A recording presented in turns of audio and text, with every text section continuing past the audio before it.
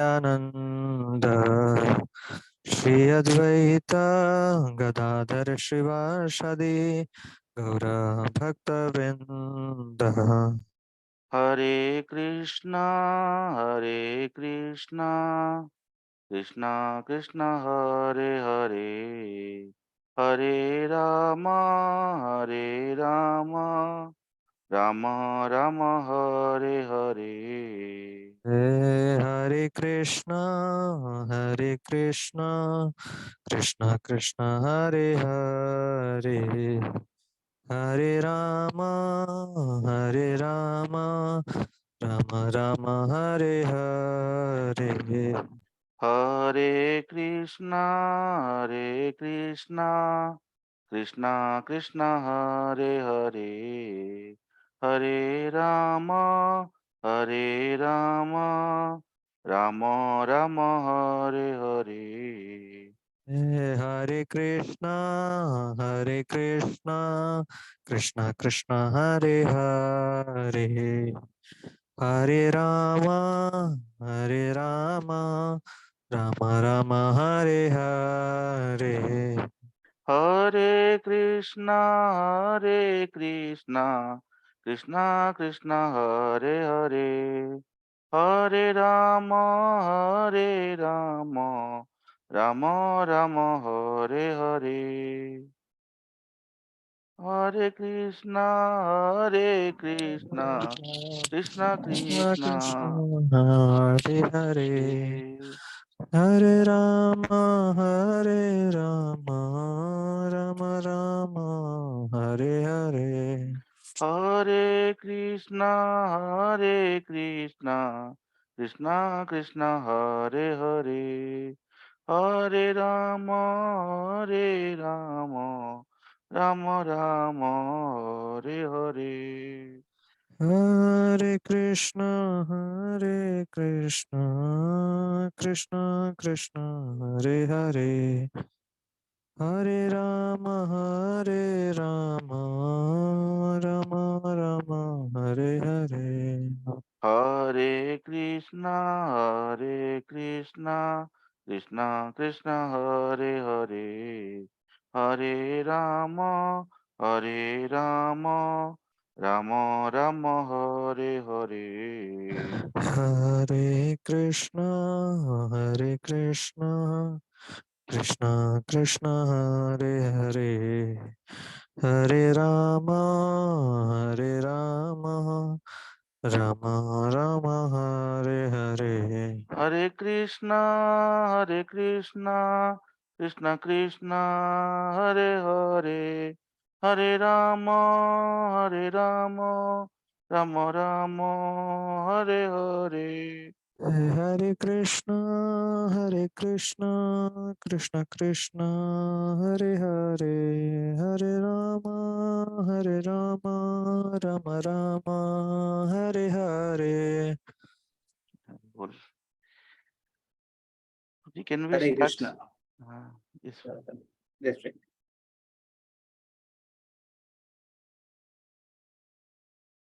Hare Krishna. Yes, right. So welcome all the devotees for our weekly Saturday Bhagavatam sessions. So this is the motivation for doing this this type of program is so that I get opportunity to meet more and more devotees whom I regularly don't get to meet, and to hear from the devotees. And second aspect is you get an opportunity where you read on a regular basis the Bhagavatam and Bhagavad Gita session books, and understand them more systematically. And we have with us a very special devotee, Satyajit Sahu Prabhu. He is for others information, he is one of the best friend and batchmate of Madhav Sundar Prabhu and Priya Prabhu. So, and I know him very from the day we started I started my service in Kharagpur. The beginning introduction I was done with this batch of devotees. In this, Satyajit Prabhu is one of the very enthusiastic, dynamic devotee. He is known for his special kirtans. Right now, I think he doesn't have any harmonium nor. If he has harmonium with him, he will do a wonderful kirtan, amazing personality.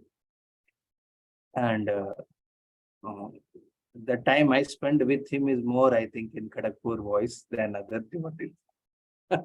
He used to come and now and then ask a lot of things, questions. We had sometimes heated discussions also, and sometimes too lengthy discussions also. And right now he's also a teacher. I think you're continuing now that Yes, Prabhuji. Yes, Prabhuji. faculty member. Yeah, Yes, Prabhuji. yeah. He does a faculty for GATE. GATE related only. You're Yes, doing? get. Yeah, GATE. Yeah. He travels all over India. He's very famously known, and by devotion, by heart, is very devotional.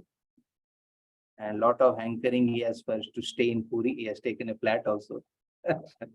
Sri Jagannath Puri, and to reside there, and happened to meet his parents, especially his father, as a very systematic person.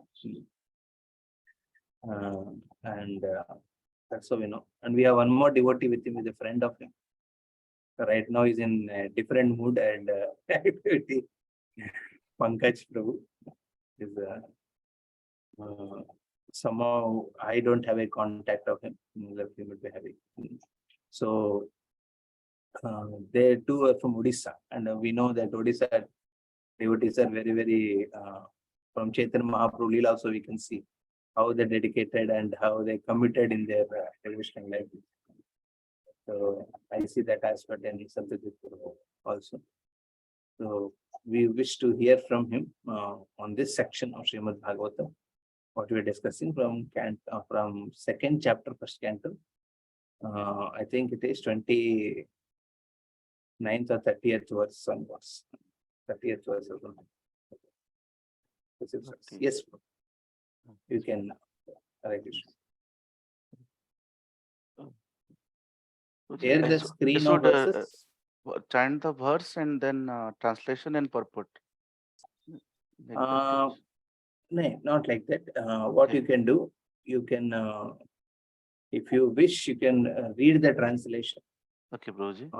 and speak certain points from the Okay, Prabhuji. whatever you are inspired. Okay, you have Okay. 15 minutes with you. Okay, Okay, Prabhuji. Okay, Prabhuji. and if you So- want to recite the words, no problem. You can recite also. Okay, Prabhuji.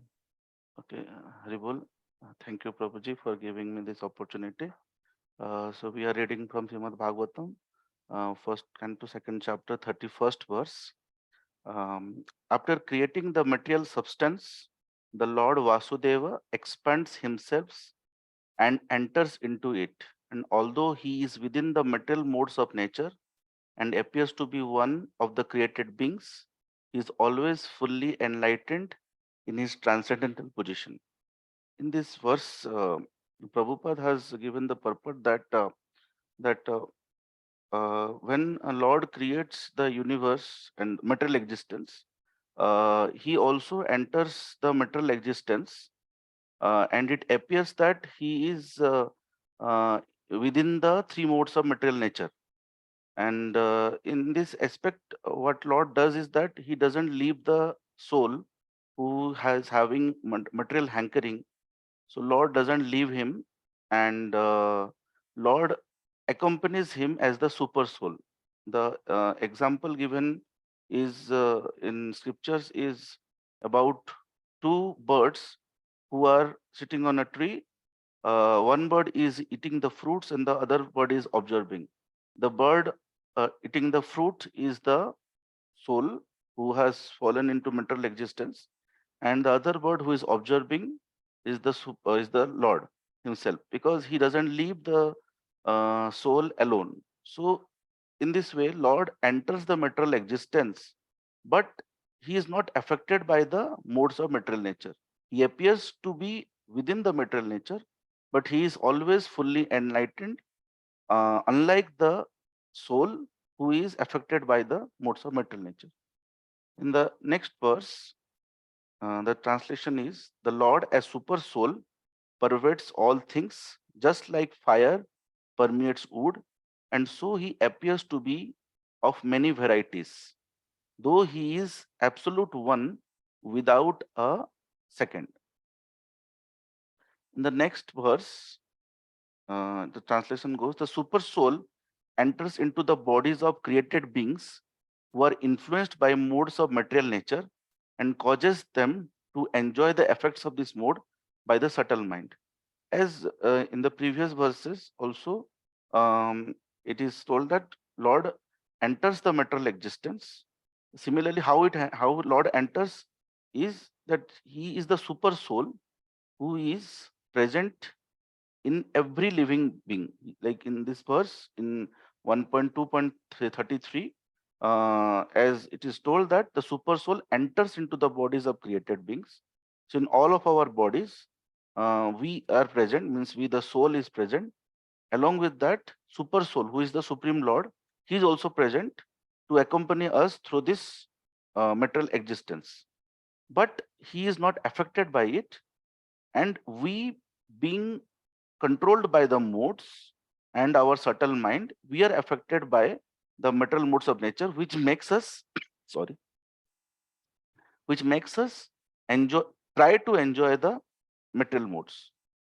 In the next verse, 1.2.34, the translation is, thus the Lord of Universe maintains all planets inhabited by demigods, men, and lower animals. Assuming the role of incarnation, he performs pastimes to reclaim those in the mode of pure goodness. So, sorry. So, Lord, um, when enters into the material existence, he is not actually directly maintaining the material existence. His energies are maintaining the material existence, and this means we can say that all the planets which are created, not only Earth planetary system, there are other planetary systems also where higher beings and even lower beings also exist. Like in this particular verse, it is mentioned about demigods, men, and lower animals. So we men, we can say human, are present on this planetary system, earthly planetary system, but there are other planetary systems also where demigods and other beings also exist. And but Lord sometimes comes as avatara or incarnation. uh, but when he comes as avatar and incarnation, his main aim is to perform pastimes or lila, so that we soul are attracted to it. And it is written here, he performs pastimes to reclaim those in the mode of pure goodness. So those who are present in the mode of pure goodness, they, Lord reclaims them back to the spiritual world. Like we know that there are two worlds, one is the material world and one is the spiritual world. The Lord originally resides in the spiritual world along with all the souls, and the souls who want to enjoy the modes of material nature, they come to this material world. So Lord, out of his mercy, sometimes comes as avatara or incarnation to reclaim the souls who want to go back to the spiritual world. So this is explained in this particular verse. This is the end of second chapter.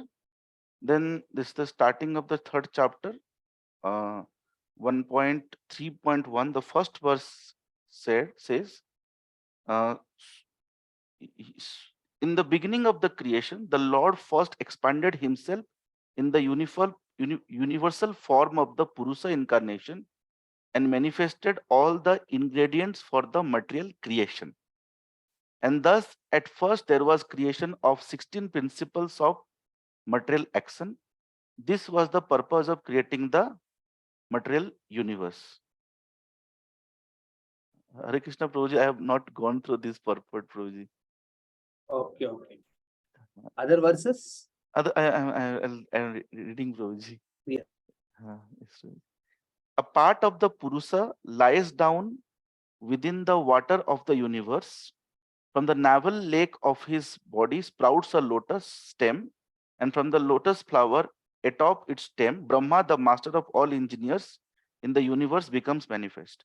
So here the process of the creation of universe is explained, that when Lord wants to create the material world or these energies, so Lord lies down in the water of universe, and from the navel of Lord, a lotus comes out, from which Lord Brahma appears.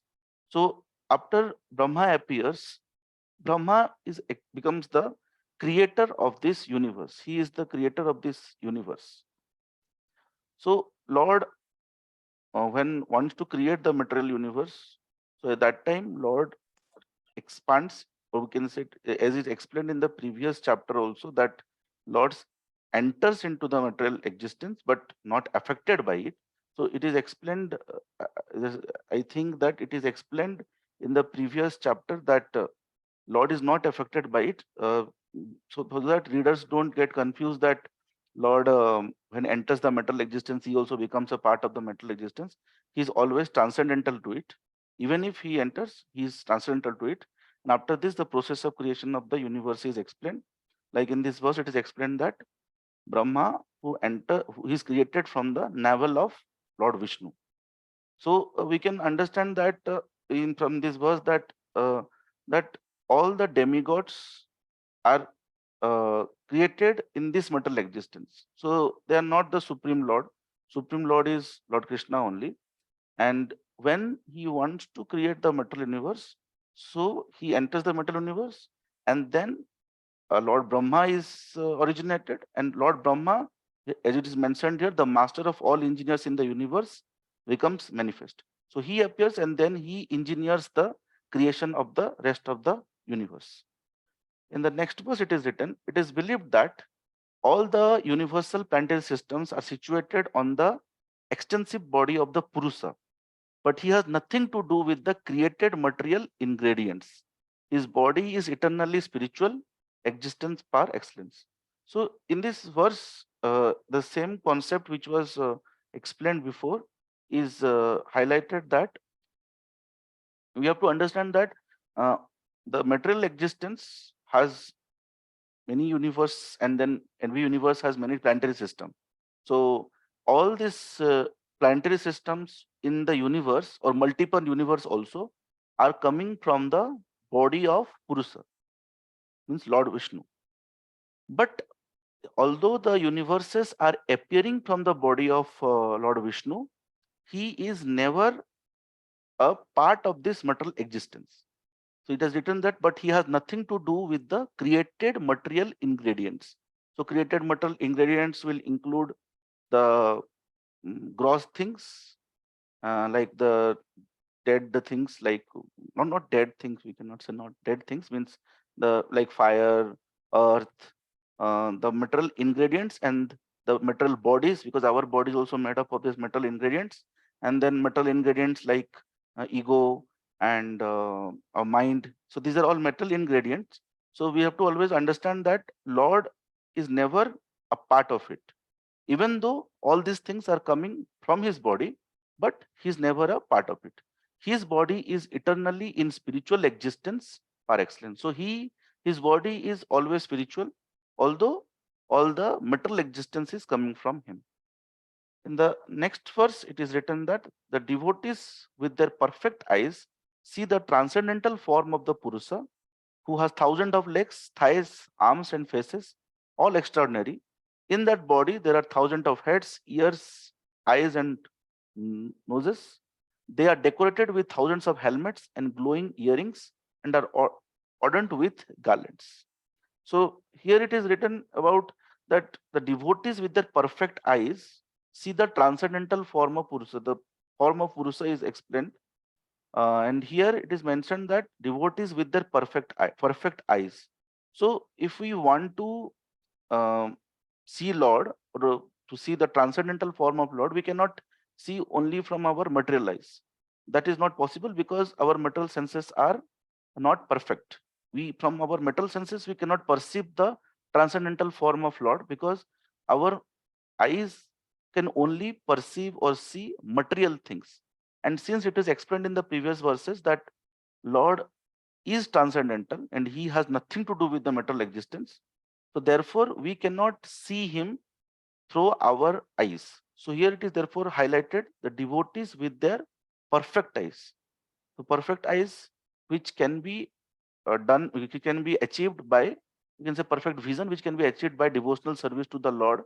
By performing devotional service to the Lord, the devotee achieves the vision to then visualize the transcendental form of Purusa, and the features of Lord is explained in this. We're having thousands of legs, thousands of thighs, arms, and all are decorated with helmets, earrings, and then adorned with garlands. The next verse, it is written, this form, the manifestation, the second manifestation of Purusa, is the source and indestructible seed of multifarious incarnations within the universe. From the particles and portions of this form, different living entities like demigods, men, others are created. So, so this verse also I have not gone through. Uh, I think it is here it is explained about, as it is mentioned in the purport, the Purusa, after creating innumerable universes in the Mahat Tattva, entered in each of them as second Purusa, Garbhodakshai Vishnu. So first of all, there is Lord who is lying, from whose pores multiple universes comes out, and then uh, uh, that is referred to as Purusa. And then when Lords enters into each universe, so there he is the Garbhodaksha Vishnu. The second Purusha's reference comes in this particular verse. That first, from the body of Lord, uh, multiple universes they come out, and then in each universe he enters as the second Purusa. It is written that the second manifestation of Purusa is the source. So they, from him only Lord Brahma is created in every universe, and then Brahma creates the other forms, other living entities, and other like demigods and all is done by Lord Brahma only. In the last verse of today's discussion, it is then after this verse in the Bhagavatam, it is explained how then from Brahma the creations continues in each universe. Like it is mentioned here, first of all, in the beginning of creation, there were 4 unmarried sons of Brahma, the Kumaras, who been situated in a vow of celibacy, underwent severe austerities for realization of the absolute truth. So, as it is explained in the previous verses also, that first from the Purusa, Lord himself, multiple universes are created, and then Lord enters into each universe as Garbhodakshaya Vishnu, and from whom Brahma is created in each universe, and then Brahma carries on the rest of the creation work in each universe. So here it is mentioned about that first at the beginning, and Lord Brahma is created from Brahma, 4 Kumaras are born who are situated in celibacy, and they perform brahmacharya, and then it is written that underwent severe austerities for realization of the absolute truth. So in the purport, Prabhupada explains that the 4 Kumaras, although they were very enlightened, and then they were situated in the vow of celibacy, they were brahmacharis, but still they underwent severe austerities. So here Prabhupada has highlighted the thing that uh, that a Brahman is not only by birth, even if he is already enlightened, still he has to uh, develop the quality. So here Prabhupada gives the explanation that only by birth we cannot say that a particular person is Brahman or not. So one can be a Brahman only after they underwent severe austerities. And therefore, the 4 Kumaras who are born from Brahma, although they were already situated, it is written here, being situated in a vow of celibacy. They're already situated in the vow of celibacy. Still, they underwent severe austerities for the realization of absolute truth.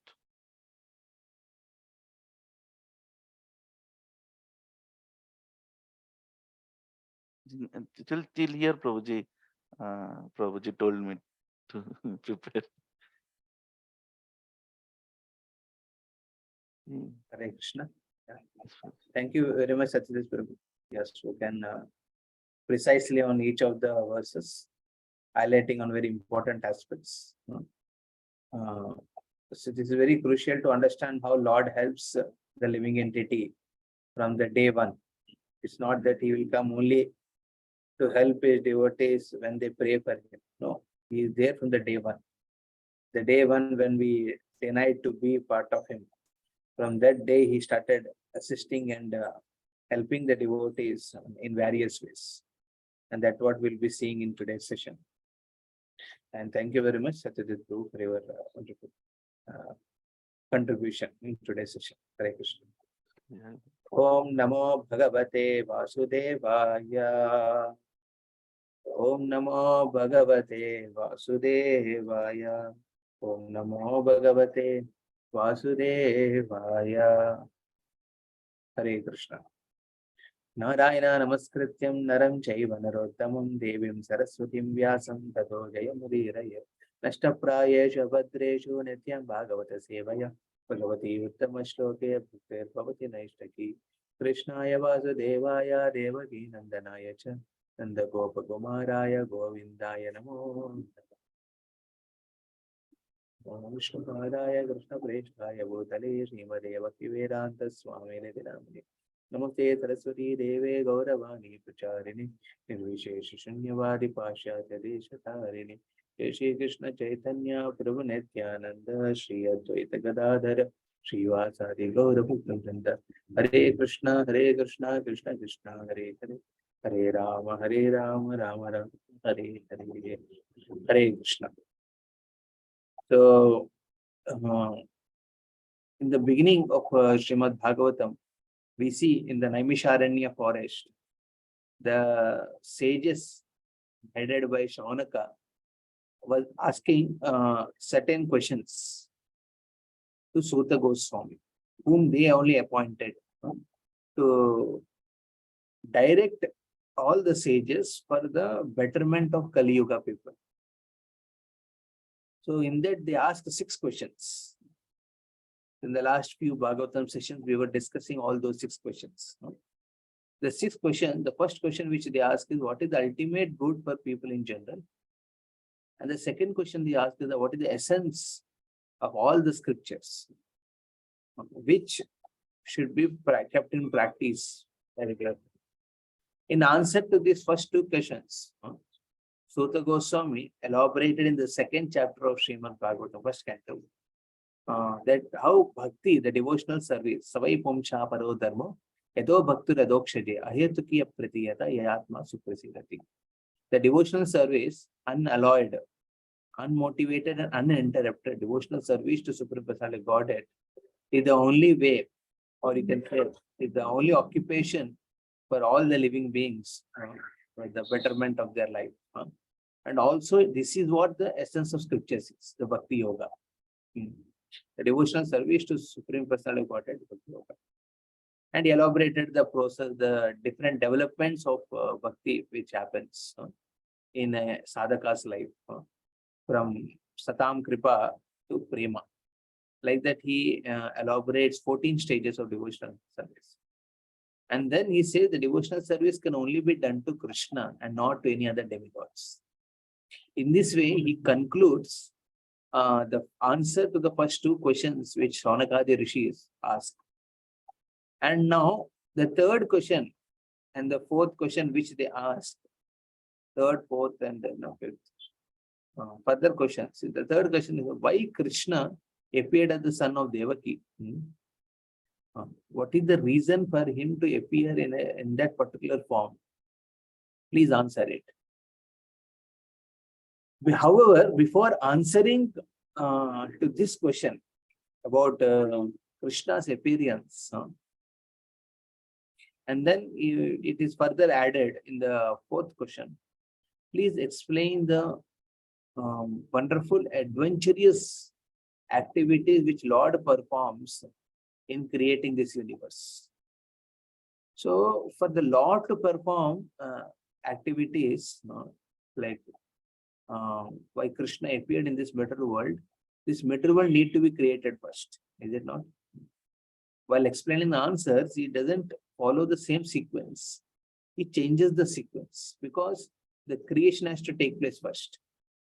Only when the creation takes place first, then you can explain the Leela Avataras, Krishna and his multifarious incarnations, what pastime they performed within this material world. So therefore, he begins answering to the question 4 than the question 3 of the Shaunakadi rishis. So Suta Goswami begins that questioning in this particular text, what we see, what which Satya Prabhu is spoke on. How this entire universe has been created. Basically, Jiva Goswami gives, Jiva Goswami says, the answer to this creation is based on the activities of Purusha avatars. What is this Purusha avatars? What is their role and what is their responsibilities? So before answering the roles of Purusha avatars, he tells the responsibilities of Purusha avatars. This is very interesting. The way Suta Goswami answers to Saunakadi rishis, many times we are interested to know our roles, positions, post and positions. But hardly people talk about responsibilities. When it comes to responsibility, they say, okay, we will think later, but let me know what is the post, what is the position I am going to hold, and what are the facilities within that post and position. When it comes to responsibility, okay, we will learn gradually.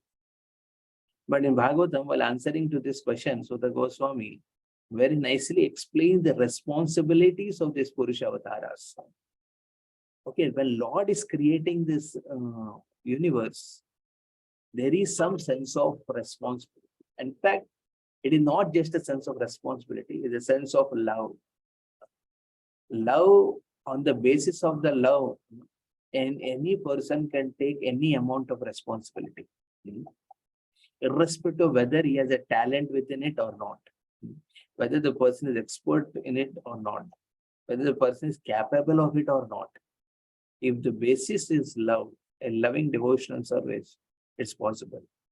So Krishna, how much he loves the living entities can be seen in these verses of second canto, the concluding verses. I think we were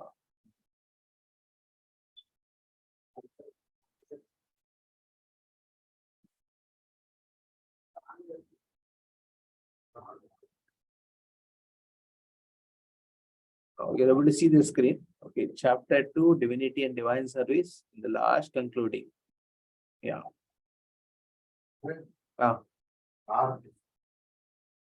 Just wait, I'm coming.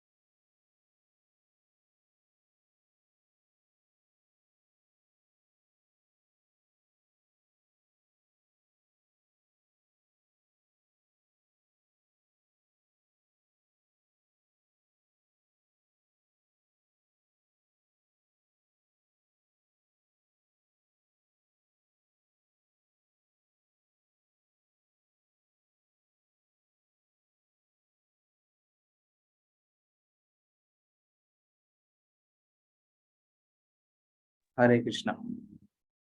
So we see that Lord, while creating, how he orchestrates the entire creation, and with all what incarnations he manifests the universe, that is being explained. Okay, and before explaining the responsibility, so roles, of each of these Purusha avatars. Basically, there are three Purusha avatars. The first Purusha avatar which comes in this material universe, which comes from the Sankarshan. Krishna as first Chaturviva, in that Sankarsana, Pradyumna, Aniruddha, Vasudeva. In that the Sankarshan, from Sankarshan comes that is Mahasankarshan. From you another quadruple comes. And this is explained in the third canto and the fifth canto more elaborately, but here I'm just giving a brief. And that Sankarshan all remain in spiritual world only. But when it comes to material world, the first Vishnu which comes in this material world is Karanodakshay Vishnu. That is the first Vishnu, whom in Purusha Shukta, a very famous Shukta prayers, which our Kamaraj Prabhu children can recite. They are very good at it. The Purusha Sahasra Shirsha Purusha Sahasraksh Sahasrapad. So in that particular verses, it's glorified about this particular Mahavishnu. He is called as Mahavishnu, Karanodakshay Vishnu. And this Karanodakshay Vishnu, when from his body, the different Brahmandas manifest. And each of these Brahmandas, again Vishnu enters as Garbhodaka Sai Vishnu. And the Garbhodaka Sai Vishnu creates the entire with keeping engineer, just like Satish said. The further creation is engineered by Brahma. Like that, Brahma manifests from the navel of Garbhodaka, and then he creates the entire universes. And after that also, again this Vishnu expands, Garbhodaka Vishnu expands as Kshirodakshay Vishnu, who enters into each and every atom, each and every living entity. The quenching, when you feel thirsty, you drink water, is it not? And just by drinking water, your thirst is quenched. And this nature of water quenching our thirst is because of presence of the Kshirodakshay Vishnu within the water element. If Lord Vishnu is not present in this water element, it's not possible for the water to quench our thirst. Similarly, the fire, it creates light and heat. The nature of this heat and light remains with the fire eternally is because of the presence of Lord Vishnu within the fire element. So in this way, Lord enters into each and every atom and each and every living entity as Paramatma. That is called a Kshirodakshay Vishnu. In this way, Vishnu actually does. Now we will see which verse refers to which Vishnu. In this way, we'll able to more understand these verses in a more amazing way. So, in this particular verse number 30, I think we are supposed to take it. Before that, we read about how Krishna's worship is exclusive. Now, before answering the responsibility, roles of Vishnus, he tells about responsibility. With what mood and what values the Vishnus, these three Vishnus, Purusha Avataras, appear in this material world. That is explained. Text number 30. So, some of you can recite this verse after me. We'll go from Somnath. Yeah. Sayevedam sasajagre. Sayevedam sasajagre. Bhagavan Atma Mayaya. Bhagavan Atma Mayaya. Sadasadrupaya Chashau. Sadasadrupaya Chaso. Gunamaya Guno Vibhu. Gunamaya Guna Vibhu. Yeah, please read the translation.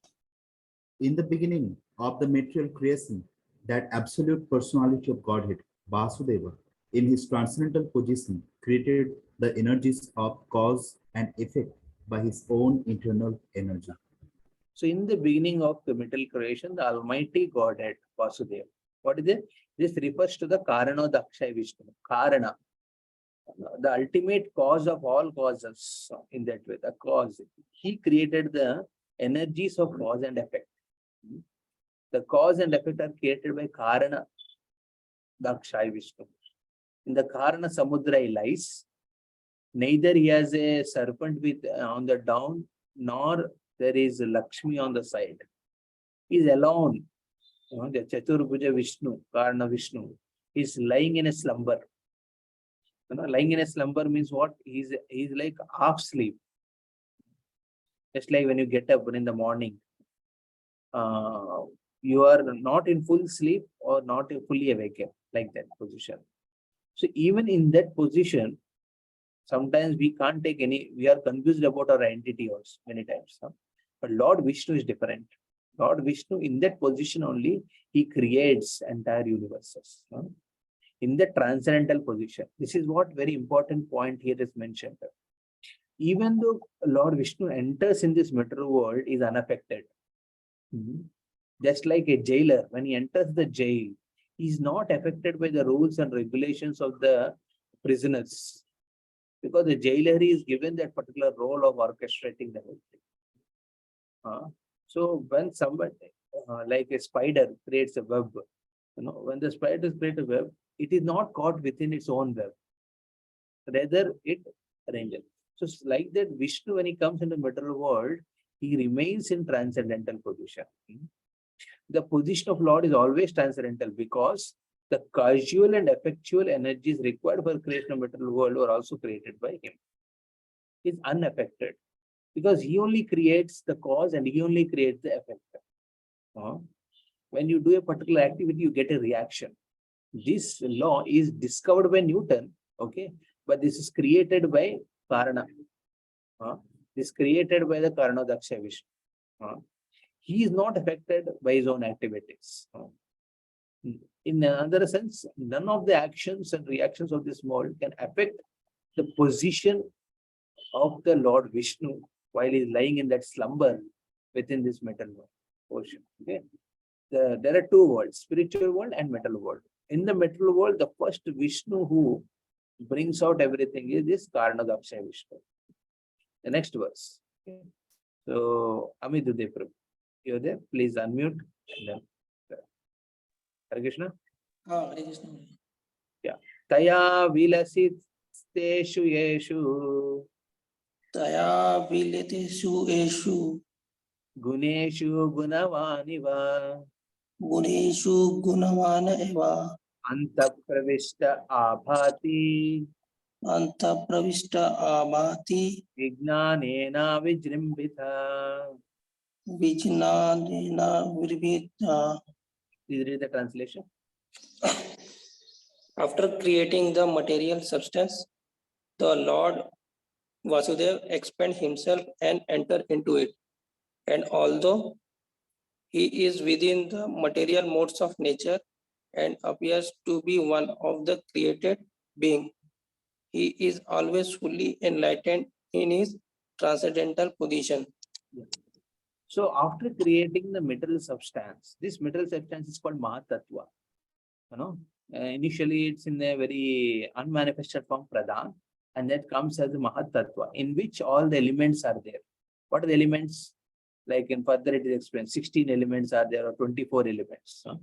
In the 24 elements, when you categorize them, it comes and if you divide them, segregate them, it comes as like 5 Panchabhutas.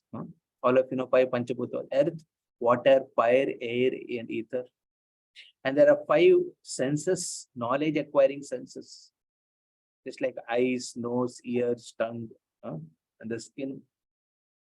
And apart from these 5 knowledge acquiring senses, there are 5 working senses, hands, legs. These all are created, but these are in subtle form. Okay, all these are in subtle form. Okay, they are not like grossly manifested. No, eyes have a subtle form. Like that, after it comes to around 15, and apart from this 15, there is 5 sense objects. There are sense organs and sense objects. For the eyes, there is vision. For the ears, there is sound. For the nose, there is smell. For the tongue, there is taste. For the skin, there is touch. Like that, tanmatras, it is called as sense objects. These 5 are created, so it comes around 20. And then he creates the mind in a subtle form, intelligence in a subtle form, and the false ego. In this way, total there are 23 elements, and then the last element is not element, it's a paraprakriti, that is living entity. The living entity with the consciousness that is impregnated within this material world. So when Karanadaksha Vishnu, when he comes in this material world, he sees his visions. By his vision, he impregnates all these living entities and all the 24 elements within this universe. He himself enters into it, and himself enters into it. What does it mean? Expands himself, enters. He expands. He is the cause of all the elements. The fact that we are having eyes, ears, is all the origin of these eyes is coming from Krishna, Karna Vishnu. And the eyes have ability to see because of Krishna. Our ears have ability to hear because of Krishna. So in this way, see, Krishna is pervaded in every place, is everywhere. That means only thing a living entity can do is desire. आप सिर्फ इच्छा प्रकट कर सकते हैं, इससे ज्यादा कुछ नहीं कर सकते। अभी भी आपको लगता है कि हम बड़ा बड़ा पोजीशन में हैं, बहुत कुछ कर रहा हूँ, मेरा इतना बैंक बैलेंस है, इतना प्रॉपर्टी मेरा हाथ में है, इतना फैमिली मेंबर मेरा शेल्टर में है। You may feel that type of sense of, what you call power or sense of control. But actually, the only thing which all of us can do is desire. And it is the Lord who is there in every, he is like, he's the patent, I shall say. He has the patent for everything. He has the patent for everything.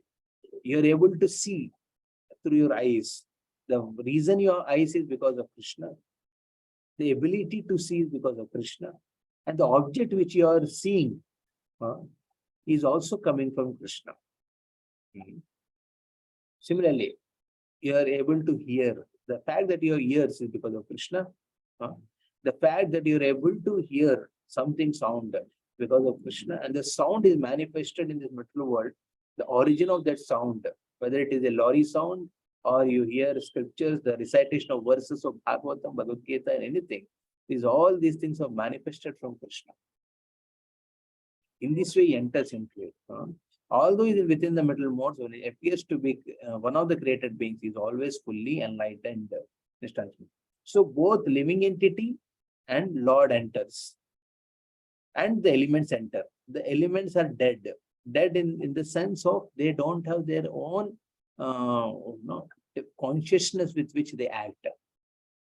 And the nature of elements remain intact with them is because of presence of Krishna within it. The Karnadaksha Vishnu enters into each of them. So in this way, the Karnadaksha Vishnu is the super soul of the entire Brahmanda, of entire Mahatattva. Entire material creation, the super soul is Karnadaksha Vishnu. And this Karnadaksha Vishnu, when he enters, he orchestrates everything. But when living entity enters, the Jiva enters, he cannot orchestrate. He is only he plays a role of being affected by his own desires, which comes from the previous lives. Okay. So living entity also enters, Lord also enters, but Lord is not affected. Living entity is fully affected. That's what we see in this particular verse. So like that, we go to the next verse. Very magic. Till now, he's speaking about Karnadaksha Vishnu only. Yata hi avatito vahner. Yeah, who will read? Aruna Prabhu. Yata hi abahito varne. Darushva ekasva yonishu. Darushva eka swanishu. Naneva bhati vishwatma.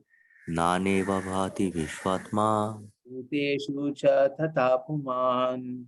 Bhuteshu cha tata pumam. Please read.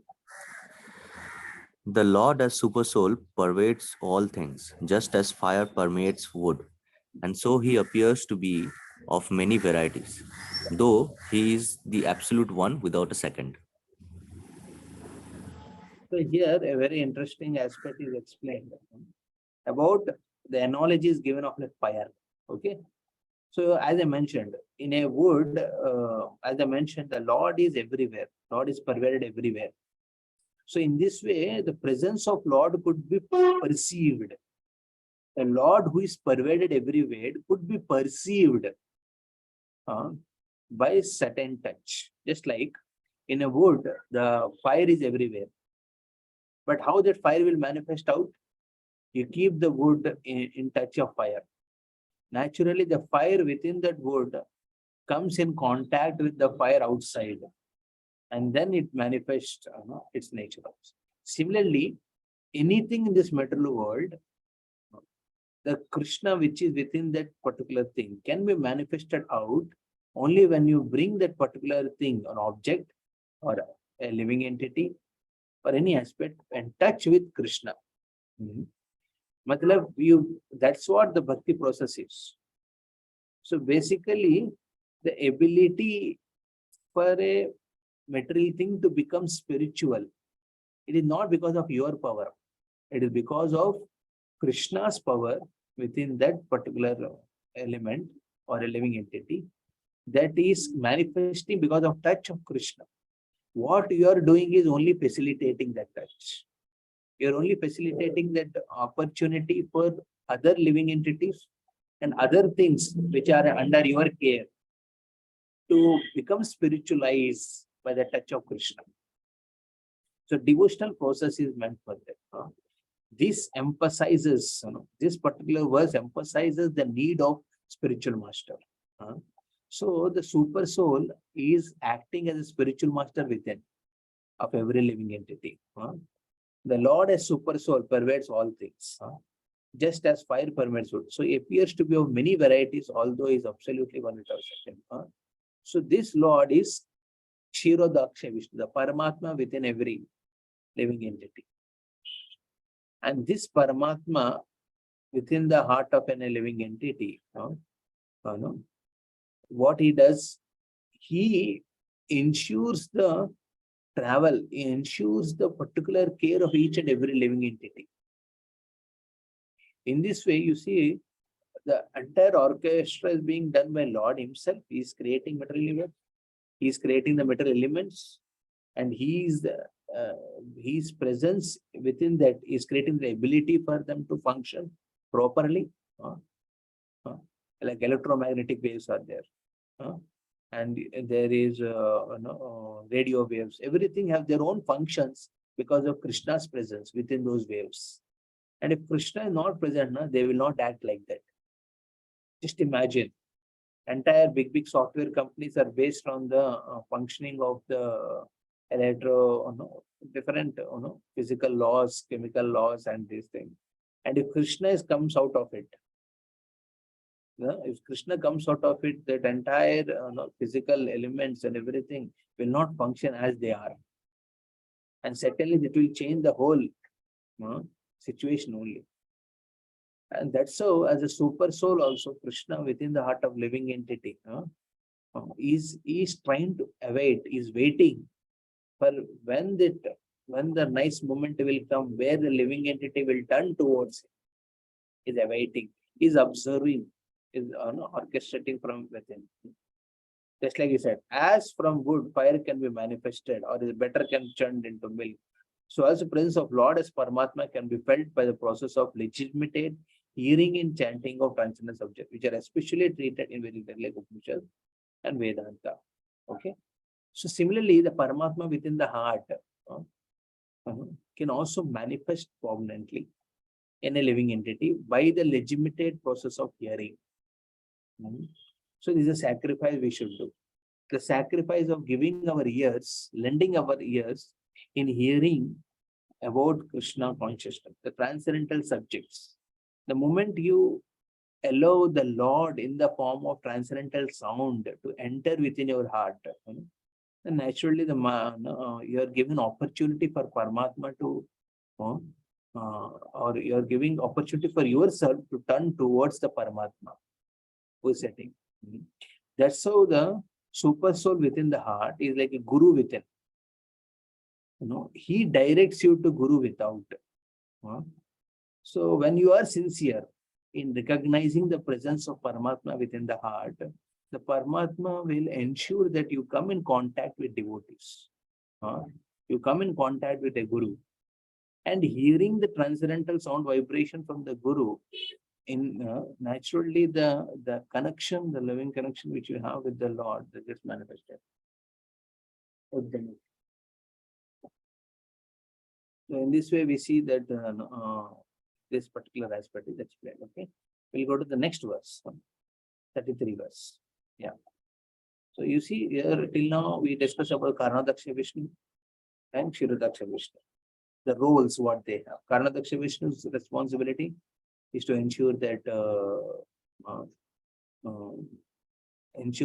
every element retains its nature.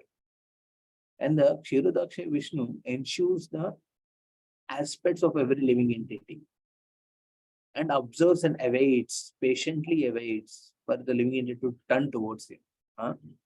Like Shabir Prabhu spoke that example from the Upanishads, the two birds on a similar tree, on a tree. And the super soul is waiting for the living entity to turn towards it patiently. That is the responsibility they hold.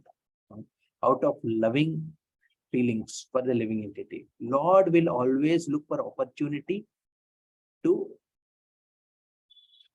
take us back to Godhead. That's what happens. 33 verse. Yeah. Arnav Prabhu, Chandrasekhar. Is it possible for you to recite, or you are now traveling? If it's not possible, then we'll take another one. Kamaraju Prabhu. Yes, Hare Krishna Puji. Possible, no? You can recite or no? Yes, Puji. Are you saying to me to recite? Yeah, it's possible. Okay, yes, Puji, sure. असौ गुणमयैर्वैभर भूता सूक्ष्मेन्द्रिय मभि स्वनिर्मितेषु निर्विष्टो भुङ्गते भूतेषु तद्गुणान्. Yeah. So one thing I really appreciate that you have classes and you're still attending. So Kamarajpu, you can tell same thing to other devotees. If they have classes from 8:30, they can prepare earlier. Okay. They can prepare earlier and be available for this class. And while traveling also they can use it. They can keep on the phone on and attend till 8:30 at least. And in this way, okay, Kamarajpu, is it possible to inform to these devotees? Haribol, Kamaraju, Hare Krishna. Okay, he is not responding. Rajiv Prabhu, you can please convey this to him. Yeah, okay, bro. I'll inform him. The devotees who have like these coaching classes, they can be available. They can get up early and prepare one day before, and while traveling for the company offices, they can hear till them, and then they can leave. Okay. Asho gunamahir bhavair bhuta sukshmendriyatmavi nirmiteshu nirvishtu bhunte bhuteshu tadgunan. The super soul enters into the bodies of created beings who are influenced by the modes of material nature and causes them to enjoy the effects of those modes by the subtle mind. Here again, he is speaking specifically of the Kshirodaksha Vishnu as a Paramatma, the super soul. So there are three super souls we have to understand. One super soul is Karnadaksha Vishnu. He enters within this material world only. And another super soul which enters each of the universe, that is Garbhodaksha Vishnu. Garbhodaka Vishnu enters each and every Brahmanda. Is another super soul. And the third super soul which enters every living entity. It is going in details. It is going more precise. It is more specific. It is going. Okay. And that is called a Kshirodaksha Vishnu or Paramatma. So there are three super souls. So when in the Bhagavatam Sutta Goswami addressing super soul, this super soul sometimes means Karnadaksha Vishnu, and sometimes it means Garbhodaka Vishnu, and sometimes it means Kshirodaksha Vishnu. It refers to their responsibility. To specific to the responsibility, you can identify. Here is speaking specifically of the Kshirodaksha Vishnu, entering each and every species. And there are total 84 lakh species of living entities. And each one of them, like even a small bug on your notebook or in your laptop or in your on your mobile moving, it has Paramatma within its heart. And who is directing, not only in this life, the Jiva, it is directing the Jiva the day it has come from the from spiritual world. So Paramatma is the only personality who remains with you and causes the living entity to enjoy the actions and reactions created by the modes of material nature. By the influence of modes of material nature, a living entity go through different actions and reactions. And he ensures that things happen to him and he always remains with that super, with the living entity. This is a very emerging important aspect. So before explaining their roles, responsibilities have been very much emphasized here. And in text 34, he answers to the question number 3. Why Krishna appears in this material world? Till now is answering question number 4 to some extent, explaining about the responsibilities why Lord as Purusha Avatar has manifested. He explains the responsibility. Now he explains about why Krishna appears. That is explained in the text number 34. Please read. Who will read now? Chandrasekhar. Okay, Kamaraju Prabhu. I think he's not responding, so maybe Krishnam Raju Prabhu. Haribol? Hare Krishna Prabhu. भावयति एष सत्त्वेन भावयति एष सत्त्वेन लोकान् वै लोकभावनः लोकान् वै लोकभावनः अवतारारुणरतो लीलावतारानुरतो देवतिर्यानरादिषु. देवतिर्यान्नरादिषु. Please read the translation. Thus the Lord of the universes maintains all planets inhabited by demigods, men and lower animals. Assuming the roles of incarnations, he performs pastimes to reclaim those in the mode of pure goodness. Yeah. So, Leela Avataru Naruto. So, assuming the roles of various incarnations, Krishna, what he does, he performs pastimes. He performs pastimes to reclaim those in the mode of pure goodness. The Krishna's purpose of appearance is to perform pastimes.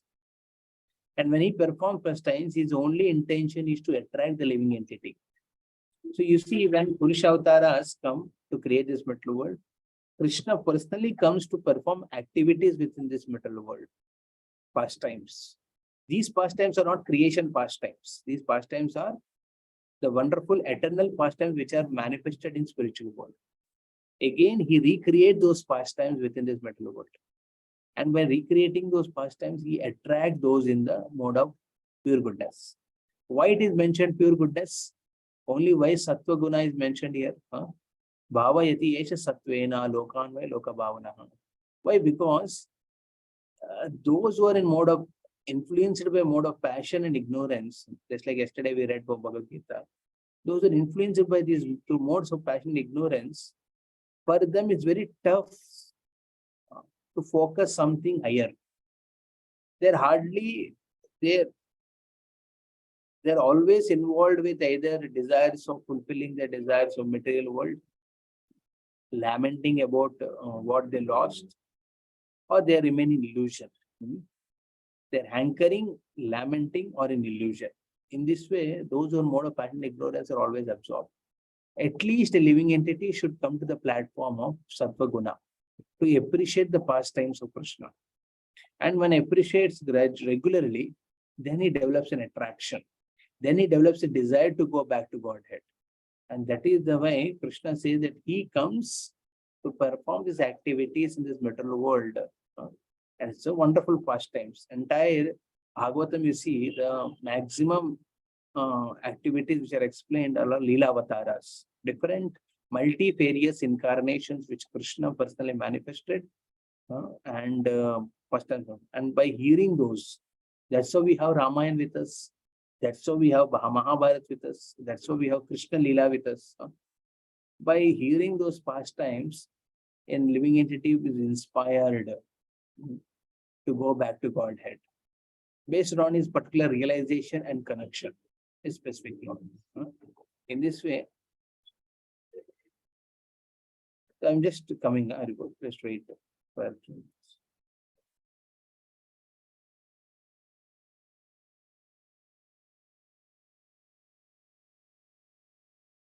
Maybe you can read this next verse and purport. Very important. Next verse 34, the last verse. Till the time I come. Maybe Rajiv Prabhu, you can recite the verse and read. Okay. I'm just coming in 5 minutes. Sir, Okay, Prabhu. Kamaraj, Prabhu. Rajiv Prabhu, you can read.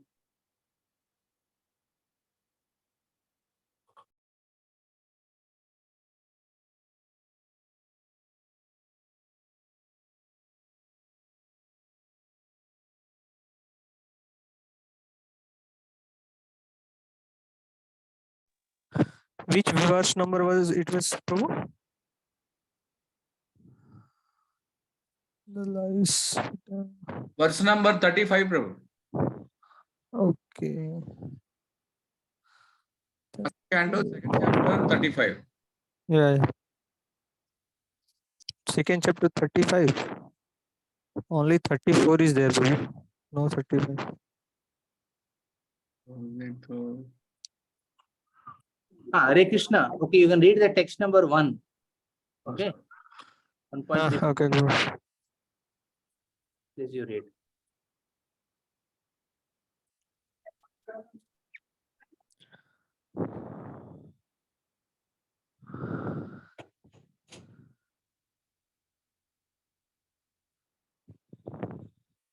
So we'll read 1.3.1.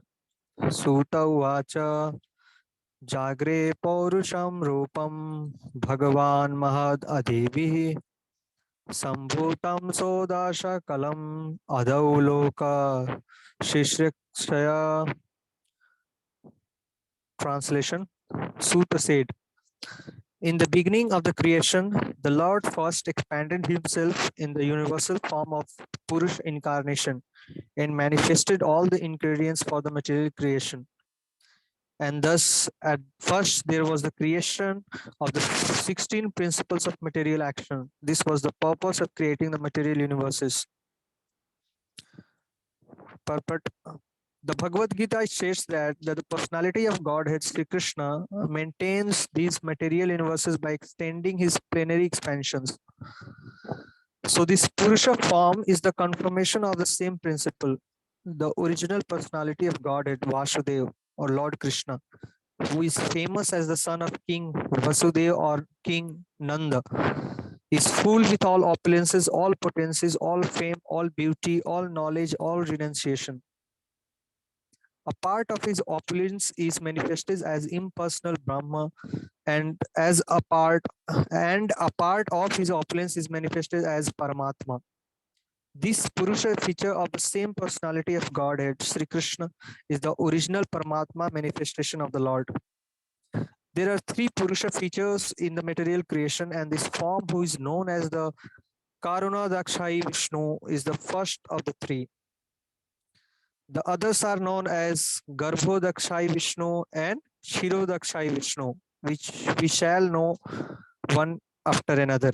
The innumerable universes are generated from the skin holes of this Karuna Dakshai Vishnu, and in each one of the universes, the Lord enters as Garbho Dakshai Vishnu. In the Bhagavad Gita, it is also mentioned that the material world is created at certain intervals and then again destroyed. This creation and destruction is done by the supreme will because of the conditioned soul, or the Nitya-Badh living beings. The Nitya-Badh, or the eternally conditioned souls, have the senses of individuality or ahankara, which dictates to them sense enjoyment, which they are unable to have constitutionally. The Lord is the only enjoyer, and all others are enjoyed. The living beings are predominated enjoyers, but the eternally conditioned souls, forgetful of this constitutional position, have strong aspirations to enjoy. The chance to enjoy matter is given to the conditioned souls in the material world, and side by side they are given the chance to understand their real constitutional position. Those fortunate living entities who catch the truth and surrender unto the lotus feet of Vasudev after many, many births in the material world join the eternally liberated souls and thus are allowed to enter into the kingdom of Godhead. After this such fortune, living entities need not come again within the occasional material creation, but those who cannot catch the constitutional truth are again merged into the Mahat Tattva at the time of annihilation of the material creation. When the creation is again set up, this Mahat Tattva is again let loose. This Mahat Tattva contains all the ingredients of the material manifestations, including the conditioned souls.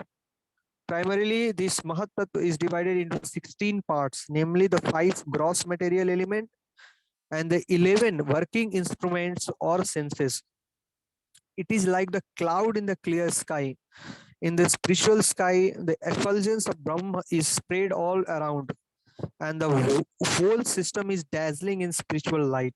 The Mahat Tattva is assembled in some corner of the vast, unlimited spiritual sky, and the part which is thus covered by the Mahat Tattva is called the material sky. This part of the spiritual sky called the Mahat Tattva is only an insignificant portion of the whole spiritual sky, and within this Mahat Tattva, there are innumerable universes. All these universes are collectively produced by the Karanodakshai Vishnu, also called Mahavishnu, who simply throws his glance to impregnate the material sky.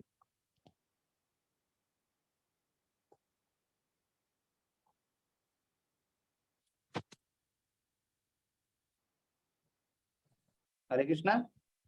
Hare Krishna, Prabhu. I read it. Sorry, I was in some puja here. We're attending some puja, that's why I went there. Hare Bol. So we see here,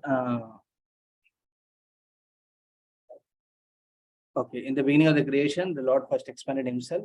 So somebody would like to say some point from here?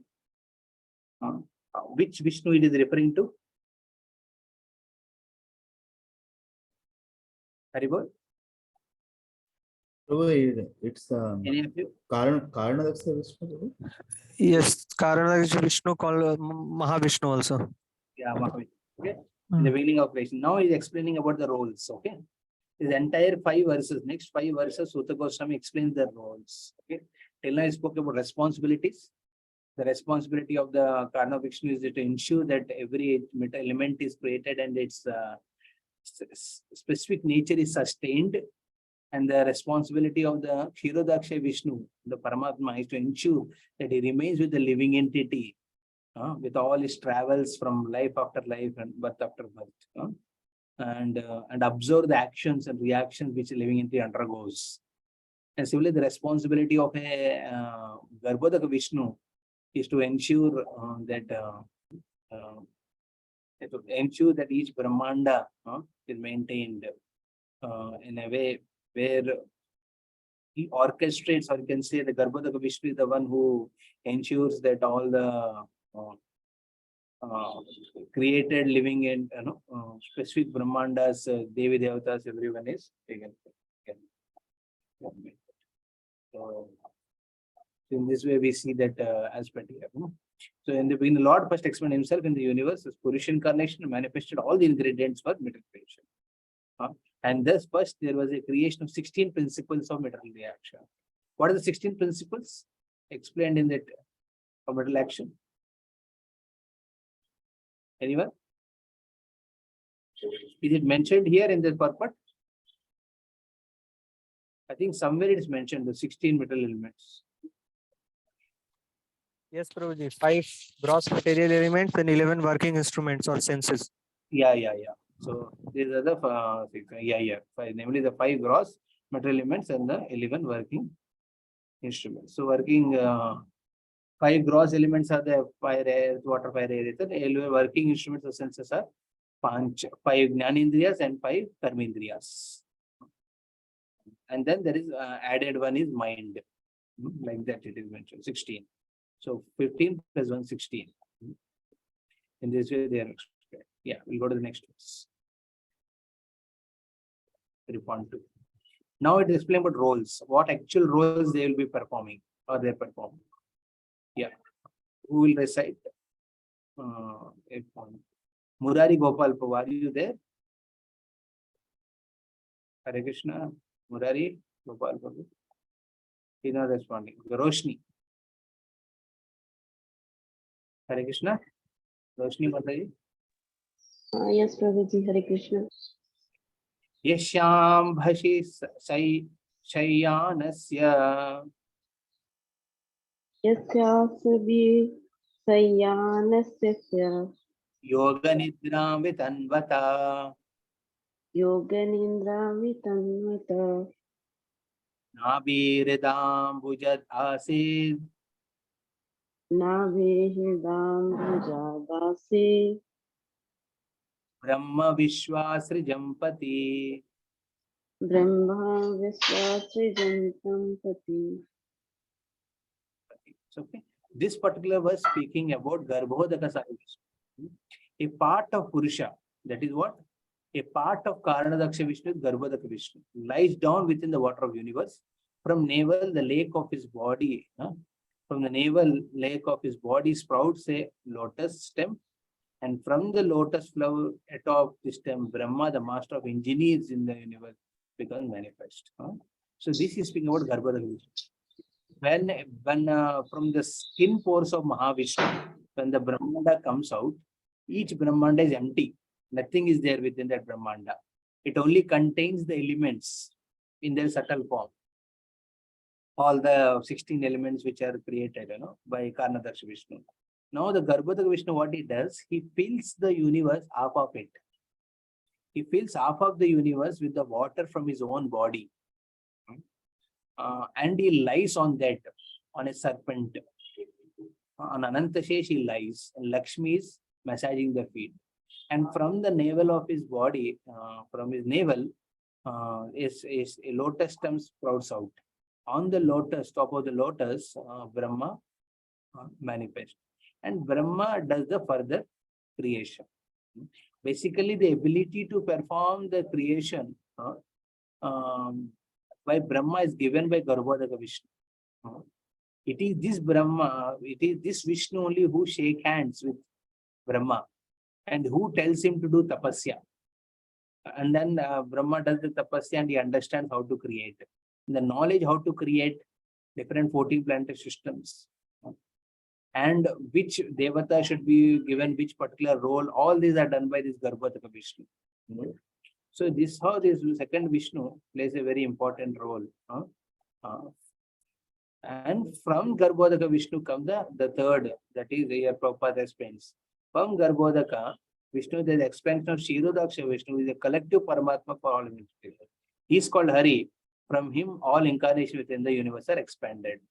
So in this way, we see the third Kshirodaksha. The Kshirodaksha Vishnu, where he resides in the Brahmanda, in the Shvetadip. Especially in our Brahmanda, he remains in the Shvetadip. Shvetadip is a dweep which is filled with the milk ocean. On that milk ocean, there is one serpent bed. On this serpent bed, Lord Vishnu is lying. And this Vishnu is being massaged by the Lakshmi. But no Brahma on his from navel. And this Vishnu is what every demigod's approach. And now there is some problem, please tell how to go ahead. And the Lord said, don't worry, I'll come as Lord Ram. I'll come as Lord Narsingha. I'll come as Lord Krishna.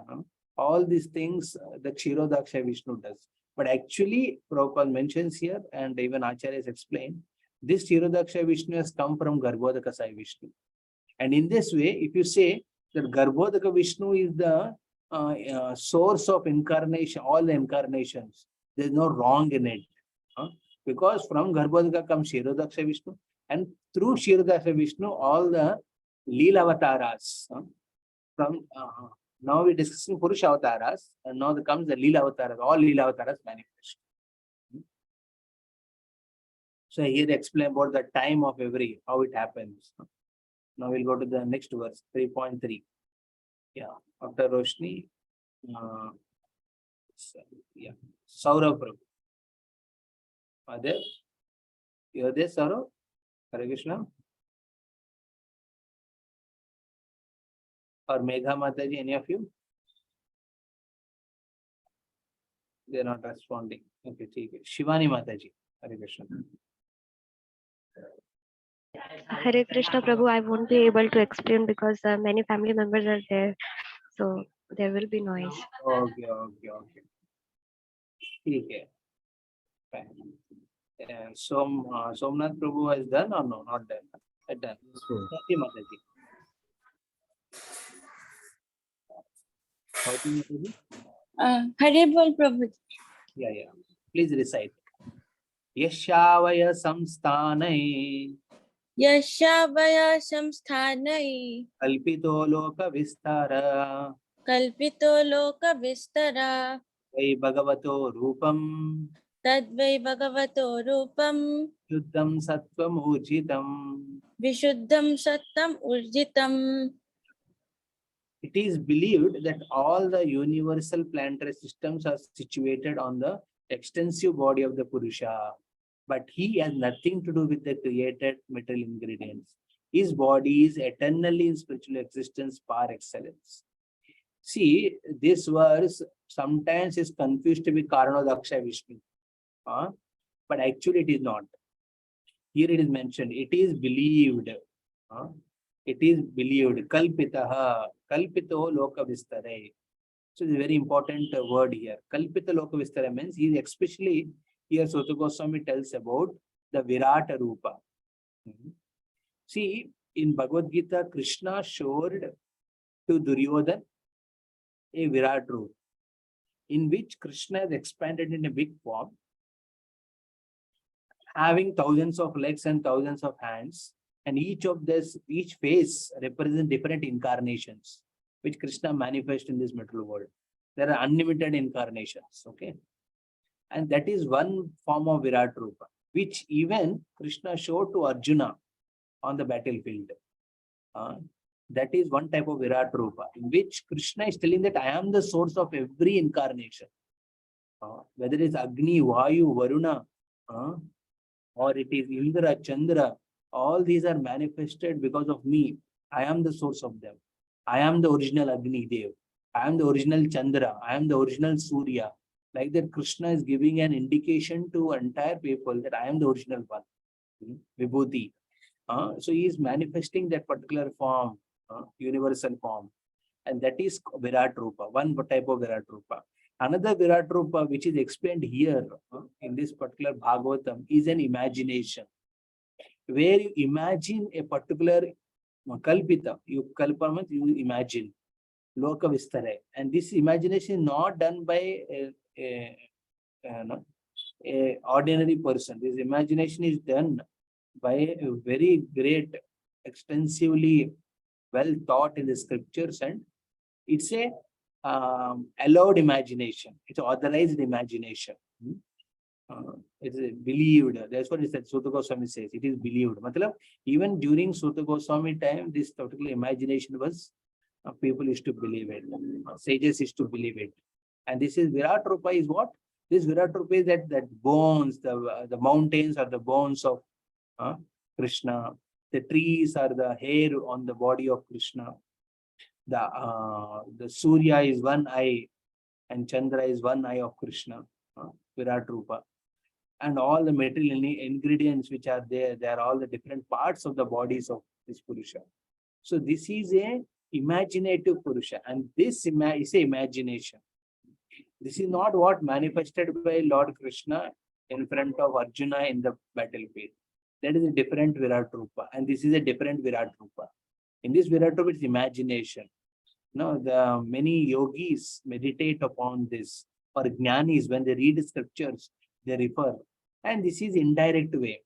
You can see Krishna like that also. When you say beautiful lakes and oceans, You can say this ocean is the navel of Krishna, the navel of Krishna. And is a perspiration coming out of Krishna's body. And so this is body is eternally spiritual existence par excellence. Okay. But he has a body different from this particular imaginated form. The conception of Virat Rupa or Vishwarupa of the Supreme is especially meant for neophyte who can hardly think of transcendental form as having Godhead. And this imagination is especially for those people who can't transcendentally accept the form of Lord as Garbhodaka, Karanodaka, or Chirodaka. They feel, how it is possible, from the skin, body, pores, the universes are coming. I can't believe it. So for them, this particular imaginary form is being given, and is authorized. This authorized imagination form, which you can believe. You can believe it, and it's not that he's there like that. He's different from it. But he has nothing to do with the created material impedance. So his body is eternally in spiritual existence, par excellence. You're able to get it, appreciate it. So this particular point Sutta Goswami mentioned, because in the Saunakadi Rishi's sages who are sitting, there are some munis who can't accept or who may not have that ability or qualification to believe in the spiritual nature of the particular spiritual body of the Lord. So for them, to facilitate them and for others, neophyte type of people, this particular explanation is given here. And he continues the roles of different these Purusha avatars in text number 4 and 5. Yeah. So now we'll again go from beginning. Aruna Prabhu, you can recite. You're there, Aruna Prabhu? Very good. Hare Krishna, Aruna Prabhu. Amiduday Prabhu? Yes, bro. Yeah. Pashyanti ado rupa madabra chakshusha. Pashyanti adorupam abhadraksha chakshusha. Sahasrapado bhujana nadbhutam. Sahasrapadura bhujan nadbhutam. Sahasramurda shravanakshi nasikam. Sahasramurda shravanakshi nashikam. Sahasramauli ambara kundalola sat. Sahasramali ambara kundala losak. This is similar to what Krishna showed Virat Rup in the Arjuna, with lot thousands of hands, thousands. Actually, this verse refers to, or you can say this verse is authorizing, or you can say it's referring to the Purusha Shukta. Sahasra Shirsha Purusha, Sahasraksha, Sahasrapad, who has thousands of legs, thousands of arms, thousands of tongues spread around. Where Krishna is the origin of all incarnation. This is also imagination. This is also imaginary form, but is manifested by Lord at times. And this is what is explained here in this particular verse. Okay, devotees with their perfect eyes. Okay, this is very important. The devotees with their perfect eyes see the transcendental form of Purusha, who has thousands of legs, thighs, arms, and faces, all extraordinary. In that body, there are thousands of heads, ears, eyes, and noses. They are decorated with thousands of helmets and going earrings and adorned with garlands. So this is like the Purusha avatar which we discussed earlier, where Agni, Surya, Chandra, Varuna, Vayu, and everyone is also manifested within this form. And devotees with perfect eyes. What is devotee perfect eyes? It's Arjuna. He was not able to see. In the Kurukshetra warfield, and Krishna was showing all the Virat Rupa, that time he is not able to see. It is Krishna who has given him the power to see. So he has given the transcendental eyes to see this particular vision. And Sanjay was able to see this. And Sanjay explained to Dhritarashtra this aspect. So it's only by the mercy of the Lord can one envision this particular form. So there are two imaginary forms which are manifested in Bhagavad Gita separately, in Bhagavatam separately. And the second one which is explained here, second type of Virat Rupa, thousands of legs, thousands of thighs and arms and face, all extraordinary.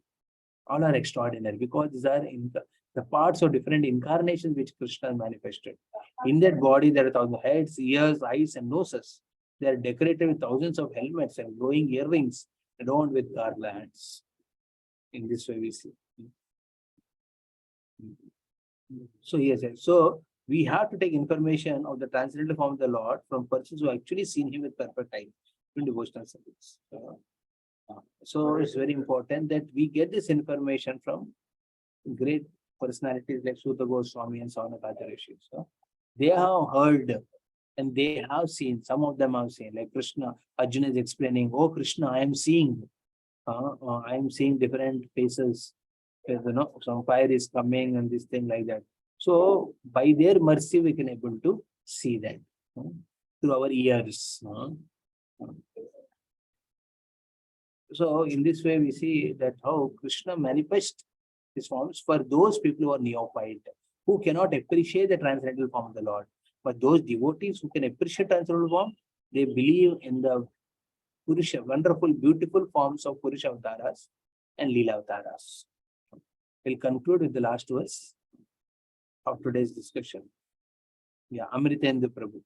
You can please recite. You are there? Yeah. Hare Krishna Prabhu. Etananavatarana Etananavataranam Nidhanam Bhijam Avyayam Nidhanam Bijamabhayam Yashamshena Srijante Jasam Sangsena Sijante Devatiryana Radhaya. Devatirjam Narayadam. Yeah. Please read the translation. This form, the second manifestation of the Purusha, is the source and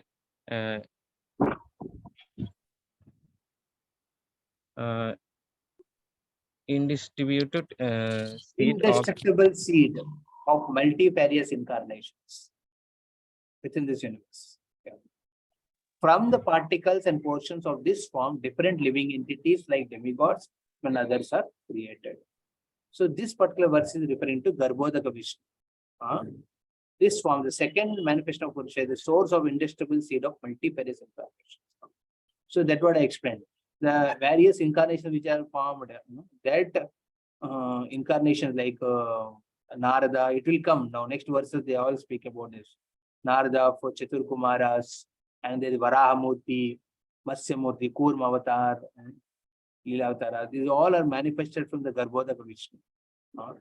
And from the particles and portion of this form, different living entities like demigods, men, and others are created.